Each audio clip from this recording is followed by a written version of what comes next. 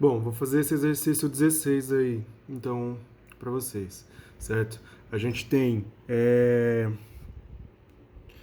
200 gramas a 80 graus Celsius e 100 gramas a 20 graus Celsius. Então, como que eu fiz? Ó, ele tá falando assim, se não houvesse perda, ele ia trocar X de calor. E aí você tem uma perda de 15% em cima desse X, tá? Então, como foi que eu fiz? Primeiro eu simulei como se não houvesse perda, tá?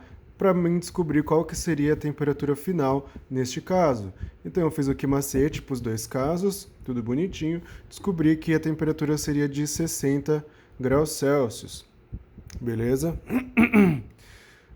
Feito isso, agora a gente vai o quê? Descobrir o quanto de calor que trocou. Então eu peguei, por exemplo, o caso da água de 100 gramas, né? Ela foi parar a 60 graus Celsius, estava 20, então você tem um ΔT, uma variação de temperatura de 40 graus Celsius.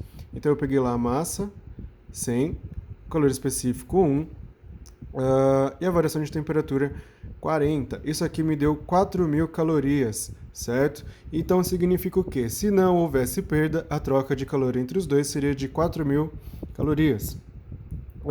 Como a gente tem uma perda de 15% em cima desse calor trocado, isso significa que ele tem uma perda de 600 calorias. Então o que eu fiz? Eu peguei agora o nosso conjunto total, que a gente tem 300 gramas de água a 60 graus Celsius, e fiz uma perda de 600 calorias em cima dessa informação. Agora, 300 gramas, né, porque é 200 mais 100, a temperatura final é de 60, e eu fiz essa água, né, que está a 60 graus Celsius, perder 600 calorias. Então eu joguei de novo aqui no que macete, como é perda é negativo, e aí a gente encontrou que ele tem uma variação de temperatura de menos 2 graus Celsius.